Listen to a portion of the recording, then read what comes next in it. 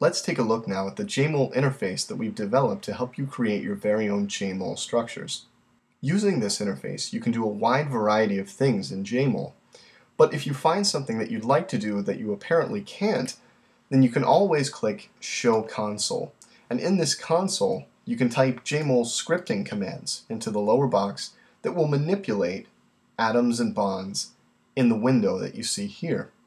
However, many of those commands are automated using the menu items in the interface. What I'd like to do in this webcast is actually take you through an example of a real Jmol that was created by a group for last semester's Molmodac project and talk about how you could do this very quickly and easily using the interface. So on the hexamestane page, if we scroll down, you'll see a Jmol of an aromatase enzyme. And by right-clicking on this and going to File Information, I can see that this was PDB 2WD3. That's the code associated with that Jmol. If you open up that PDB in the interface, you'll find that it looks much worse than the way the hexamestane group made it look. So you can see that all we see here are bonds and atoms in a very scattered, seemingly random arrangement of bonds and atoms. We can't really get any information out of this, and it seems very disordered. What we would like you to do is distill down PDBs like this into the essential bonds and atoms that are associated with the mechanism of action of the small molecule that's really doing the business, which in this case was hexamestane. The first thing you should notice is all of these red dots around the outside of the PDB. These are water molecules, and turning off water molecules is very easy. Just visit Tools, Common Tasks. Under Protein Tasks, you'll find Hide Waters right there. While we're here, we can also cartoon the protein, and this will show us the protein's secondary structure, the alpha helices and beta sheets that make up sort of the broader scaffolding of the protein. So if we click Cartoon Protein, you can see that now all of the amino acid residues of that protein have been stripped away, and we're left with a very nice cartoon view of the secondary structure. Now, let's color the cartoon protein a different color from the ligands so that the ligands really stand out. The way we would do this is we need to select the atoms that are part of this cartoon and then use the Look and Feel color menu to apply the color. It's an important general rule to keep in mind that if you need to do an operation on a subset of atoms in the window, be sure to select those atoms first. And atom selection can be done in a variety of ways. By default, you can select an atom by simply clicking on it. You'll notice that selected atoms, provided selection halos is on, will appear with a gold halo around them. You can clear a selection by clicking Clear Selection, and if you want to select larger chunks of atoms, you can change the checked box at the top of the right sidebar here.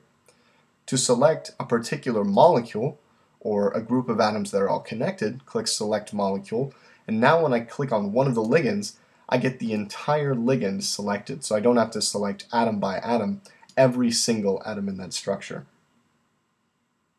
Since we'd like to manipulate only the protein, we can do this with the protein, which is itself one big molecule. By clicking on part of the cartoon, you'll notice that I've grabbed all of the invisible space-filled atoms that are part of that protein.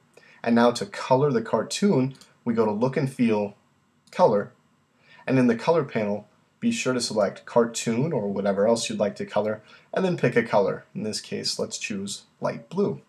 And you'll notice after we clear selection or turn selection halos off, that we have indeed colored the cartoon blue. Now when we zoom in on the ligands, we can see a very nice contrast between the protein and the ligands. Let's look now at a second example, that of a carbonic anhydrase enzyme. Carbonic anhydrases catalyze the conversion of carbonic acid into carbon dioxide and water. From the Wikipedia entry, I learned that 1Ca2 is a crystal structure of a carbonic anhydrase enzyme. And by typing that code in and hitting Enter, I can once again load the PDB entry into the interface. And once again, we have a very muddled mess of balls and sticks here, and so I can use Tools, Common Tasks to clean this up. But you'll notice that not a lot is going on in this cleaned up view. What I learned from my research is that the zinc atom here is a marker for the active site of the enzyme. And so what we'd like to do is display the residues around that zinc atom. And in particular, there are 3 histidine residues around that zinc atom that sort of help to anchor it. To show these histidines, I can use the Tools Advanced Select panel.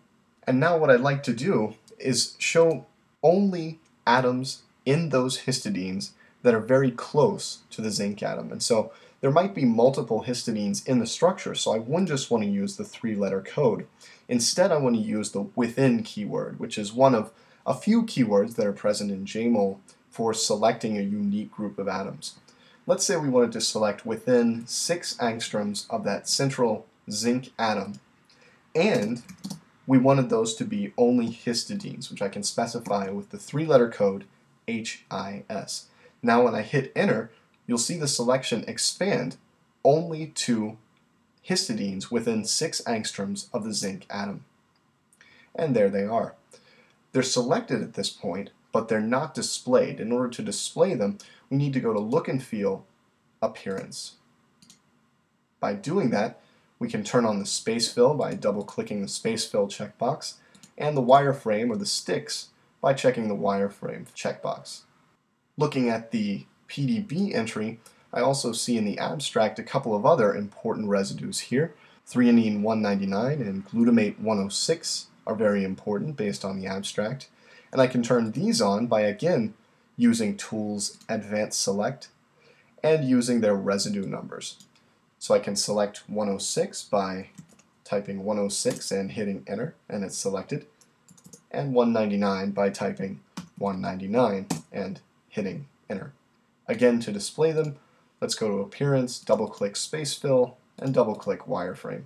Now when I clear the selection one more time, I have a very nice view of the important residues in the active site of a carbonic anhydrase, and we can begin to see how a water molecule can occupy here and how the enzyme can carry out its function based on these catalytically important residues around the zinc atom.